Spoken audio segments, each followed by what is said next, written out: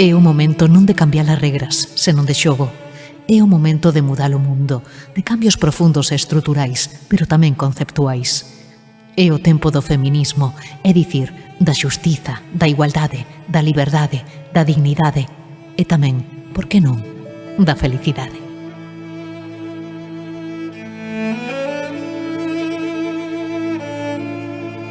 Escritora, xornalista, feminista, lectora infatigable, viaxeira e comprometida, todo isto era Begoña Camaño, unha muller de acción, inconformista, amiga das súas amigas e moi divertida, que atopou na literatura e tamén no xornalismo unha poderosa ferramenta coa que cambiar o mundo. Queremos achegarnos a súa figura a través dunha persoa que a coñece moi ben, tanto no persoal como no profesional, a académica, xornalista e poeta Ana Romaní, coautora xunto a Chus Nogueira da biografía de Begoña Camaño Volveré desbrindar por min. Que tal, Ana, como estás? Benvida. Hola, que tal, Nuria? Benvida, Ferida Verdano 36. Encantada de compartir estes minutos contigo. Sí, poder volver a reencontrarnos nas ondas, Sí. verdade? Sí, é un placer, a verdade. Un título, Ana, extraído desa preciosa carta de despedida, ¿no?, que escribe a Uxía, que é todo un canto á vida, a amizade, o reencontro, e que desprende valentía, serenidade, dignidade, cualidades que definen moi ben a Begoña, non?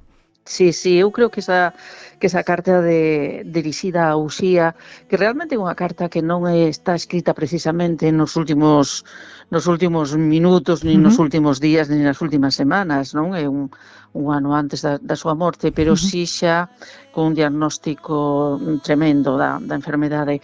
E amosa claramente o perfil de Begoña Camaño, a súa maneira de estar no mundo, de concibir a vida e tamén de enfrontarse á morte, á desaparición.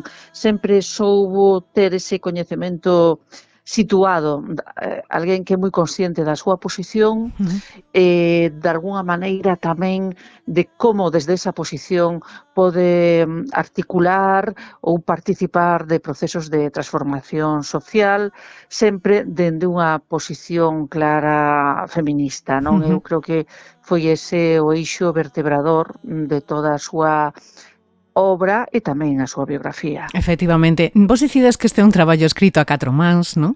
Sí. No que ides bosquexando ese universo de Begoña a través dunha estrutura ademais epistolar, onde cada correo, cada carta permite ás lectoras viaxar eses lugares, eses momentos destacados na traxectoria vital e profesional da autora homenaxeada este ano no Día das Letras. E ides tecendo desde o rigor, pero tamén desde o corazón esta biografía. Como foi para ti este proceso de reconstrucción, Ana? Foi moi complexo. É moi difícil, sí. De feito, eu creo que a posibilidade de facer a biografía con María Xesús Nogueira, con Xus Nogueira, foi fundamental. Eu dende logo, non podería chegarme ao percorrido biográfico e intelectual de Begoña Camaño porque é moita proximidade, está moi viva entre nós. Sí. É unha figura que aínda respira entre nós, entón non tiña ou non podía ter unha distancia necesaria e imprescindible para facer un traballo destas características. Por iso foi que este diálogo que establecimos entre Chus Nogueira e eu a través dos correos electrónicos e a través desa conversa entre as dúas para ir debullando a figura de Begoña Camaño facilitou un pouco ese proceso, porque se ben era moi emocionalmente difícil, sí, e de moita dor, realmente. Hubo correos que escribín chorando, isto é así. Notas na lectura do libro, sí. Sí, pero bueno, en fin, as dúas voces permitiron que puidéramos de alguma maneira achegarnos cunha certa distancia tamén, porque é fundamental, non podes ter tanta implicación que non te permita compartir unha observación da súa vida e da súa obra cun certo rigor. Claro. Non sei se en certo modo tamén foi para vos unha experiencia sanadora. De alguna maneira, sí. De alguna maneira, sí. Porque tamén nos permitiu, a min permitiume estar con Begoña Camaño de outra maneira. Claro. Entón, non só dende a dor e dende a ausencia, senón tamén dunha certa compañía, non? dun certo acompañamento. E tamén nos permitiu as dúas, pero bueno, eu tamén falo só de min, pero permitiunos descubrir partes da figura da amiga Begoña Camaño que non coñecía con tanta Por profundidade. exemplo? Por exemplo, a súa bagaxe intelectual, non? A solidez da súa formación intelectual. Eu sabía e coñecía porque falábamos moito e Begoña Camaño era unha gran conversadora, para ela a dúbida, o coñecemento, a curiosidade, o saber eran elementos fundamentais que eu creo que tamén que son o punto de partida de todo o seu proxecto literario, xornalístico.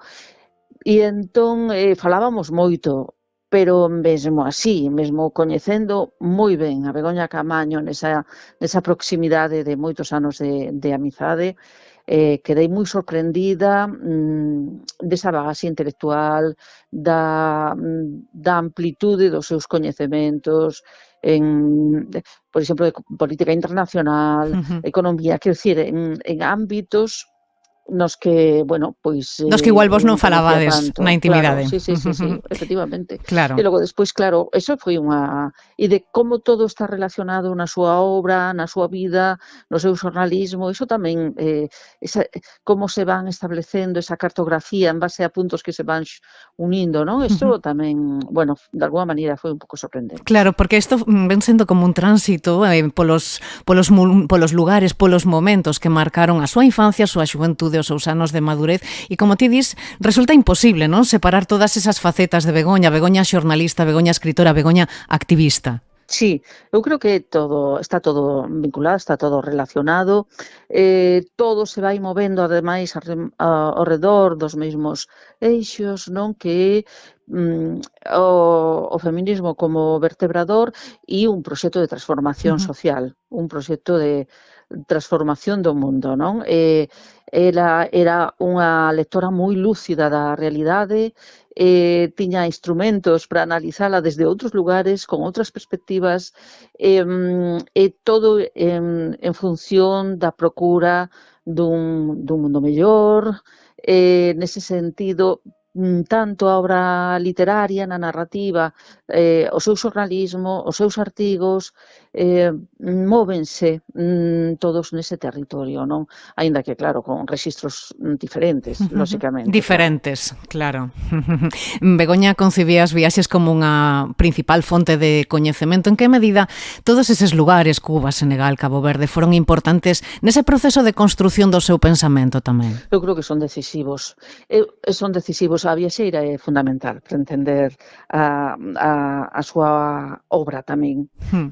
E proxéctase ademais nos seus artigos escritos de opinión, nas reportaxes, está aí a viaxeira, a observadora do mundo que se transforma nel, non? Porque a súa maneira de se achegar a esas culturas e a esos países é a de alguén que quere experimentar esta percepción da diversidade, do outro, coñecer o outro, a outra, desde outra posición de aprendizaxe, non? Ela apuntaba o proceso de transformación que se operaba nela nesas viaxes, e ademais, fíxate que lugares escolle, non? A donde viaxa, non? Son viaxes, ademais, que realiza ben ela pois no seu tempo libre ou tamén viaxes de traballo. De traballo. Claro, porque, de feito, por exemplo, cando viaxa como observadora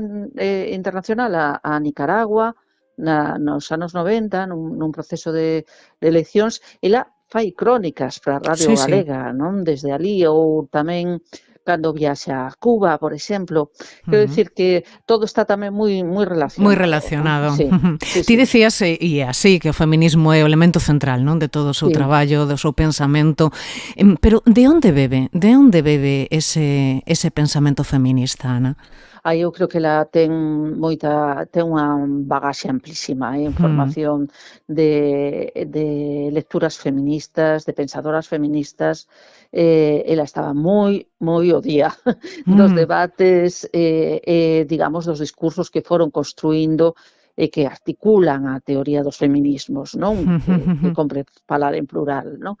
Pero ela está moi situada nesos debates, non? E todo o seu traballo tamén ten moito que ver cos procesos de conformación dun pensar que se vai moldeando constantemente, non?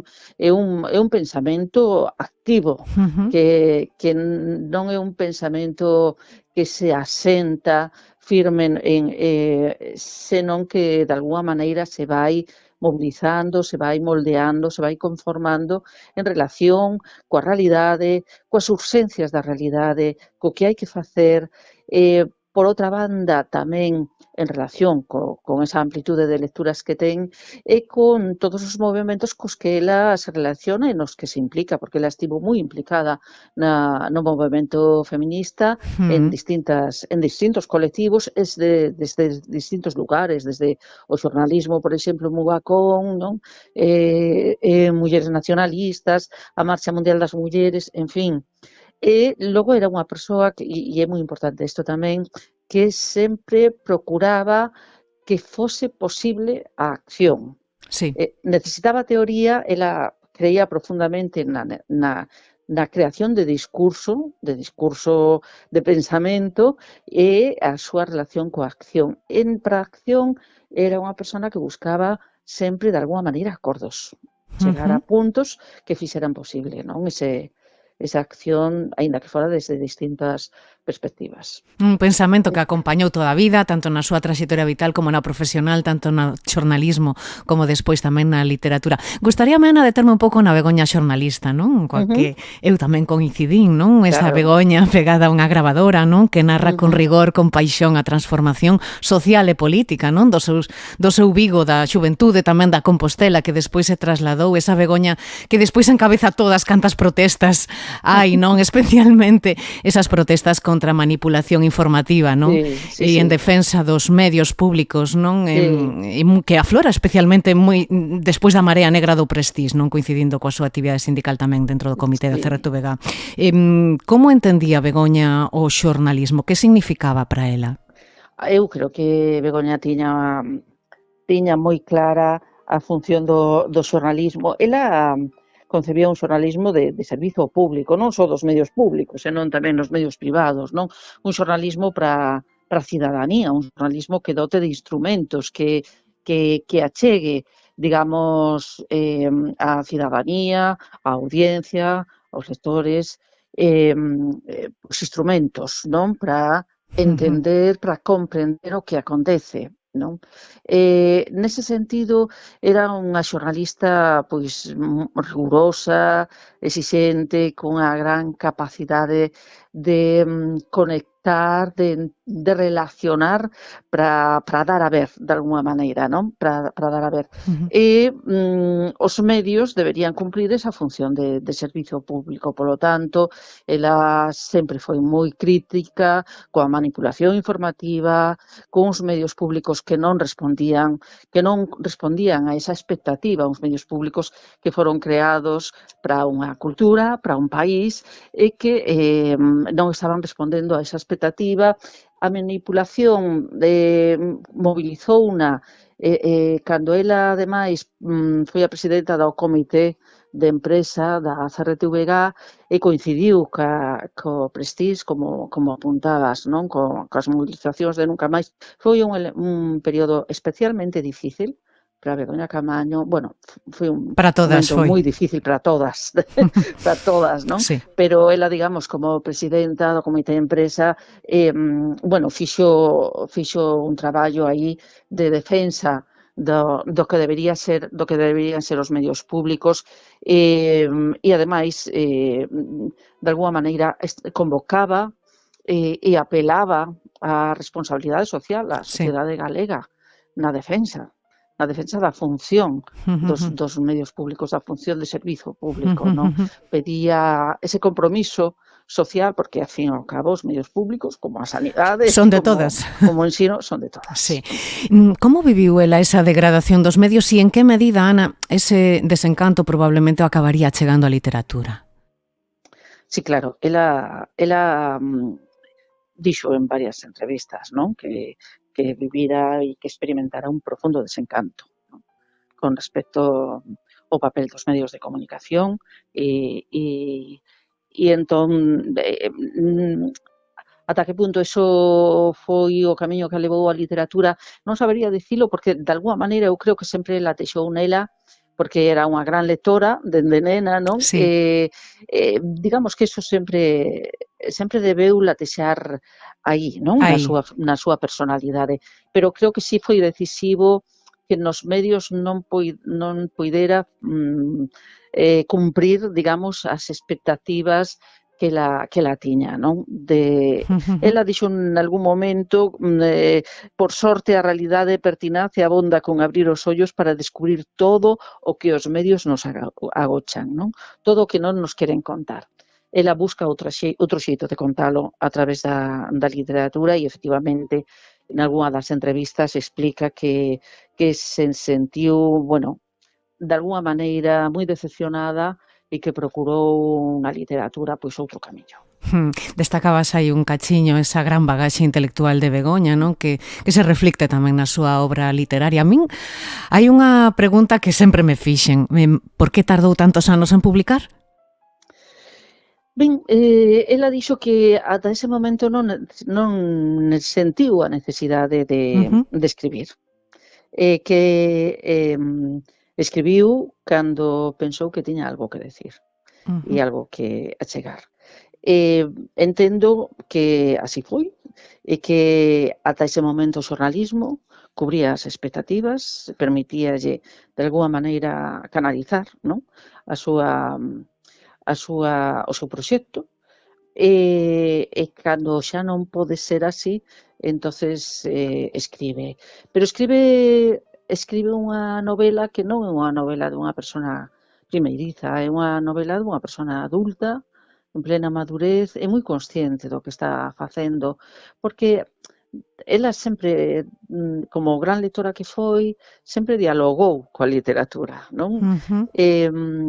E cando empeza a escribir, hai si algo de proba no inicio de a ver si son quen de escribir fora do marco do rexistro informativo, digamos, Sí, no? Que o tanto que estou ademais afeita. condiciona, claro, e que no Sí, caso da radio condiciona moitísimo, moito non? Porque é un máis. rexistro moi específico Sí. e hai algo deso, hai algo de vou ver si podo, vou ver si son quen, Claro que podía. podía, claro, perfectamente, non? Hai Sí. esta especie como unha demostración onde esa madurez literaria. Circe e Morgana, non? Dous traballos que tiveron unha impresionante acollida tanto polos lectores, polas lectoras, como pola crítica no seu momento, non? Nos que realiza esa reinterpretación dos clásicos na procura de ser referentes femininos que ela dicía que botaba de menos, non? Cando era de nena. Que representan estas dúas obras dentro da nosa literatura e tamén dentro da literatura feminista? Eu creo que tanto Circe como Morgana son dúas obras que trasladan no contexto da literatura galega ese traballo que as escritoras feministas e as propias pensadoras feministas veñen facendo dende os anos 60 de revisión dos nosos códigos, dos moldes da historia cultural e literaria, dando voz, digamos, ás voces que non se escoitaban, non? Escribir, reescribir para entender que pasou, que silencio nos convocou, de alguma maneira, que voces convocamos, non? Entón, Begoña Camaño inscríbese aí a súa obra escríbese nesa tradición e ao mesmo tempo ofrece outra lectura dunha tradición con moita presenza e proxección na literatura galega, como é a materia de Bretaña, ou outra tradición tamén que de alguma maneira define a historia da cultura que é toda a literatura clásica, non? Ofrece outras olladas, inscribe outras perspectivas, pero eu situaría, bueno, eu e a crítica literaria Sí. sitúa aí, non? Nesa relectura que, bueno, fíxose tamén desde a poesía en Galicia nos anos 90 e que se inscribe nesa trayectoria de reescrituras desde o feminismo.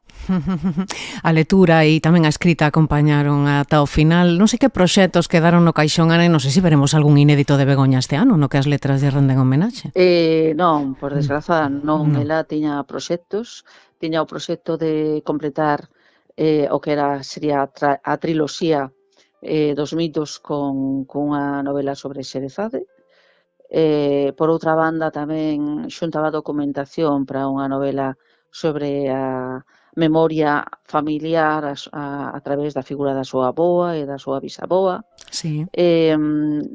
Sabemos deses proxectos porque ela falou deles, porque xuntara xa documentación. Ela era unha persona que se documentaba moitísimo, non só como xornalista, senón tamén como narradora, sí. E xuntara documentación para eses proxectos, pero que non saibamos, polo coñecemento que temos, non chegou a materializar. Comezou a escribir, pero nos nalgún momento plantexamos o interrogante si escribía polas noites e borraba polo día, non?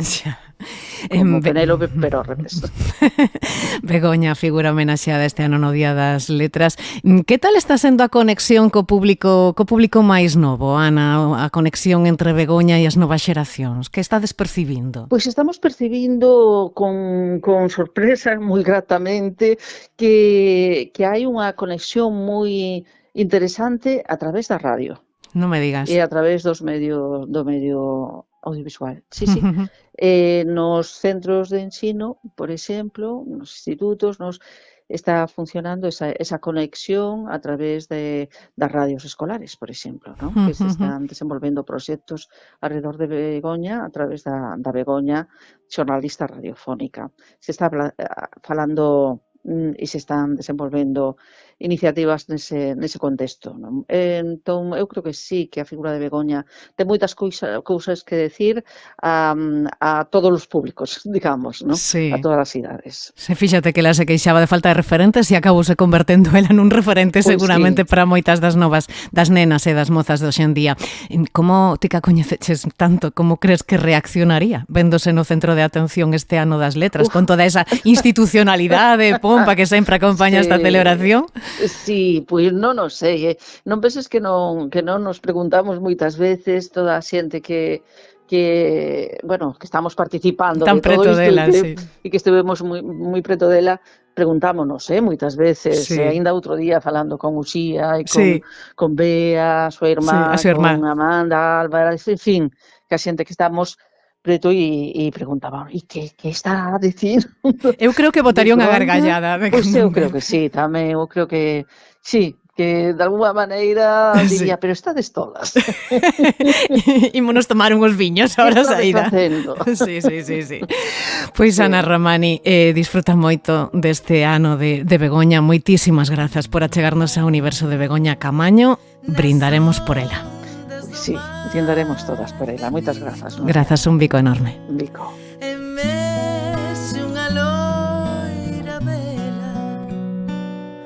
Nos teus brazos o abrigo, na túa fronte unha estrela.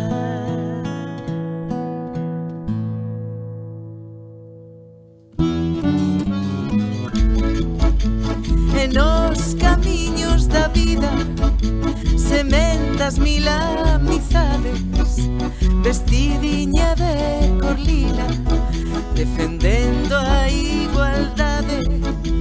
Queremoste como es, lista sen pelos na lingua, rabuda como ao nordés, pois o mundo do revés. Ai, Begoña, compañeira, muller libre feminista, coa alegría por bandeira, nos ollos a rebeldía.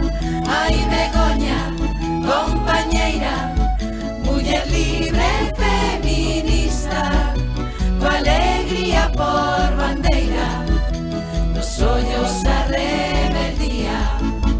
Nas rúas de Compostela tela, berrando polas mulleres, nas manis e na taberna, ou no colo dos praceres. Desde sempre viaxeira, viviches andando a terra, de Cuba a Chichiriviche, por un mundo sen fronteiras. Ai, Begoña, compañeira, muller libre e feminista, coa alegría por bandeira, nos ollos a rebeldía. Ai, Begoña, compañeira, muller libre e feminista, coa alegría por bandeira, nos ollos a rebeldía.